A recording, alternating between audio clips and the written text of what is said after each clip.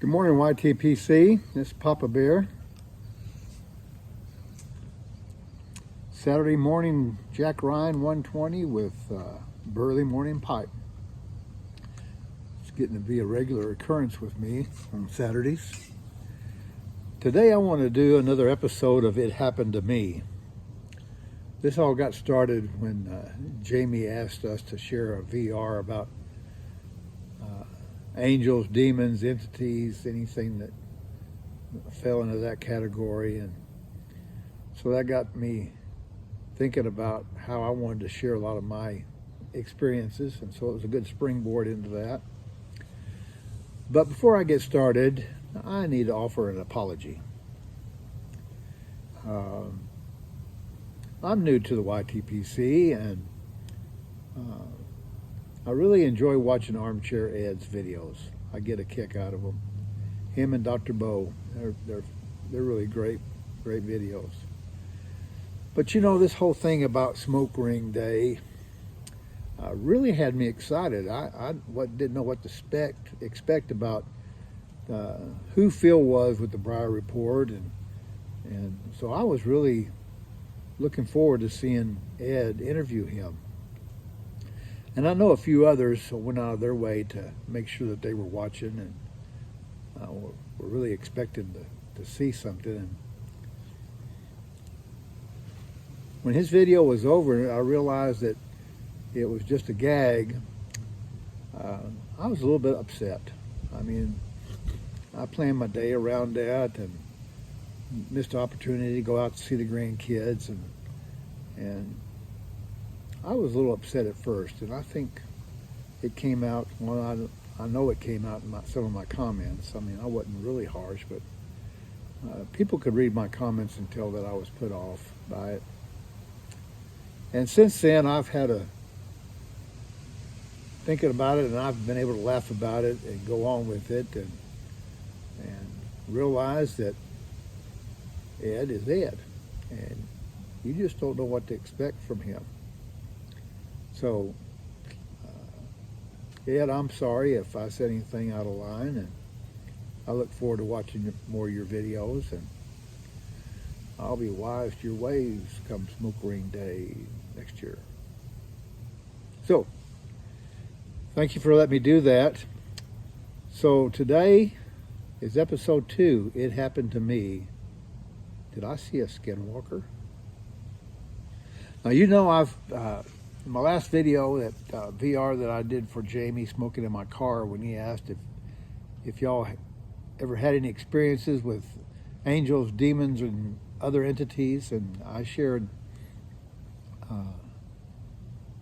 episode I had with the Navajo dogs running around loose, wild. Well, I spent several summers on a Navajo reservation and with a mission organization. Went to work for that organization for 15 years, and so I had many experiences on the reservation. I really love the Navajo people, their culture, their way of life, their beliefs. It's all very intriguing, very interesting. The history goes back years and years and years, hundreds of years. And I could go into that, but I'm not going to bore you with all that.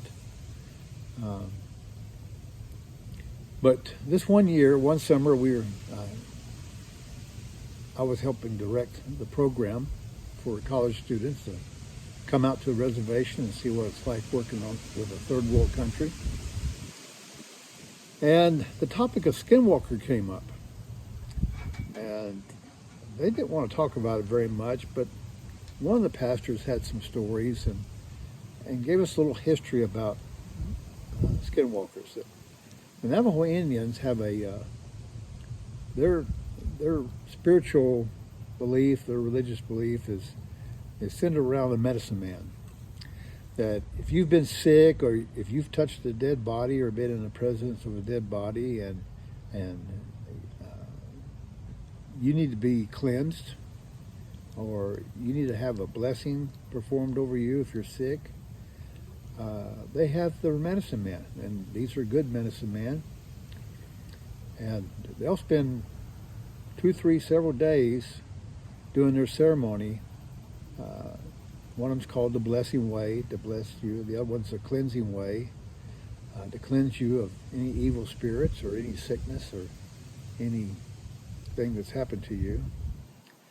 And the whole process centers around several people doing a sand painting in the sand with different colored sands. And you can see these sand paintings when you go to the trading post and things that they make commercially. But the whole ceremony is very intricate.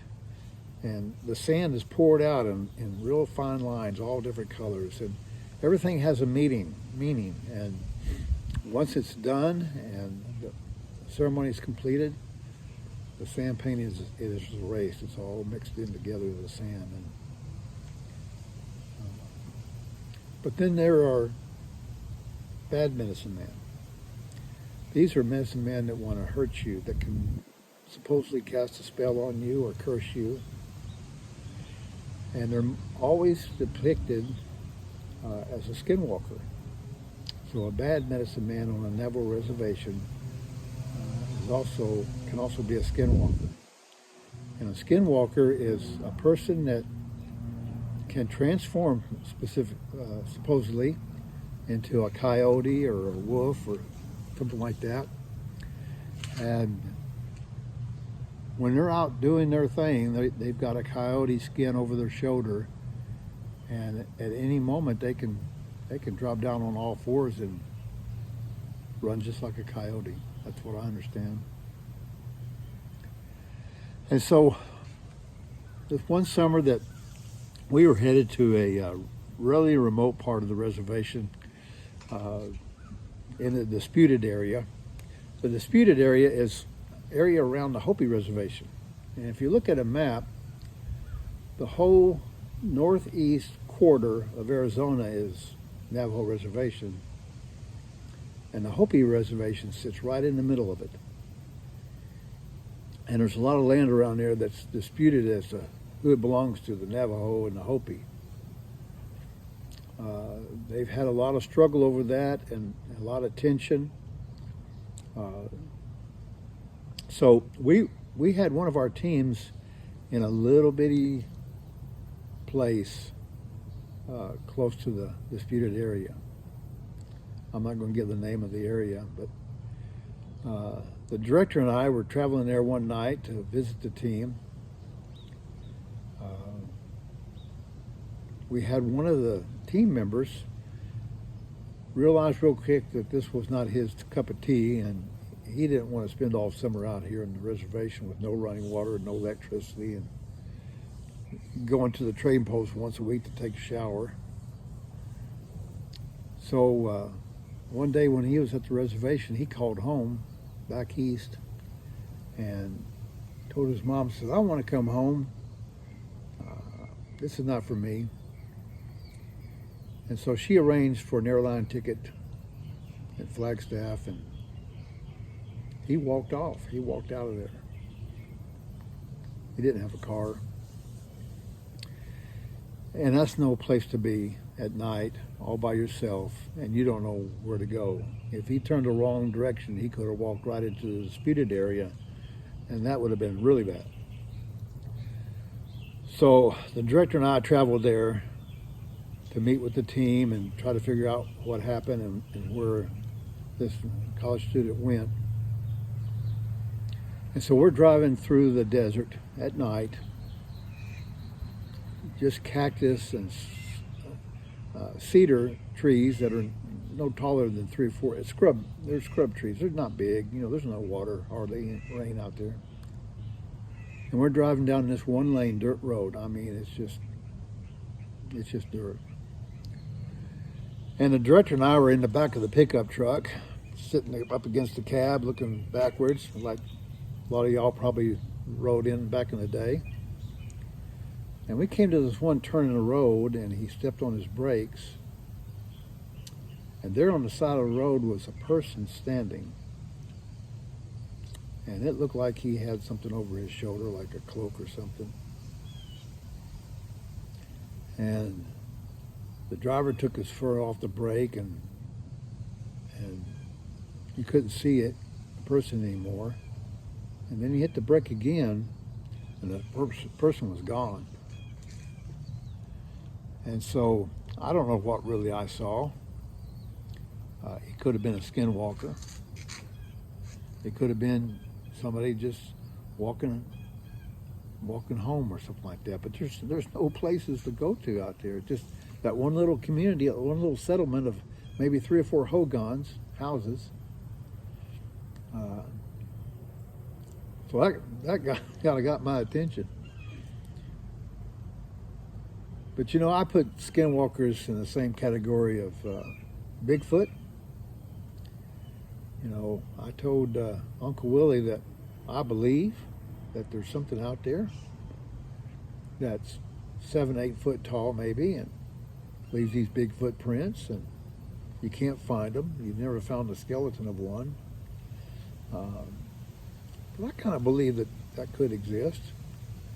And I kind of believe that there is something to this skinwalker thing.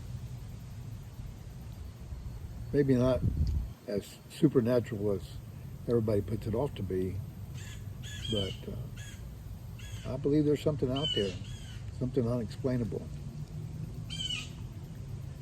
So that's my story of Skinwalker. Now, if you've made it this far, I want to tell you about a man named Tony Hillerman. I'll put a link to his Wikipedia page. And this time I actually will put a link to it. The last video I made, I forgot to put the link to the aromatic pipe, and I've corrected that, so you can go see the link on how he packs the pipe for aromatic tobacco. But Tony Hillerman is an Edgar award-winning author. He's passed away now. He was a World War II veteran, Silver Star, Purple Heart. He was in the 103rd Infantry during World War II. And he wrote mystery novels, murder mysteries. And they were centered around the Navajo reservation. And his 2 main characters were Navajo tribal policemen that were trying to solve these mysteries. He's received the Friends of the Dene Award. Dene is the Navajo word for Navajo. It means my people, and that's what they call themselves. The Navajo people thought very highly of Tony because in all of his novels, everything he wrote about as far as the Navajo religion, culture, histories, places, it's all very accurate. So if you wanted to learn about the Navajo Indians, you could get a lot of that from reading Tony's novels. Some of his books are The Blessing Way was the first one he wrote, which talks about the ceremony. Dance Hall of the Dead, and he also wrote a book called Skinwalker. That's a good one. So I'll have a link to his Wikipedia page in the description. And I hope you enjoyed episode 2 of It Happened to Me. Y'all have a great weekend.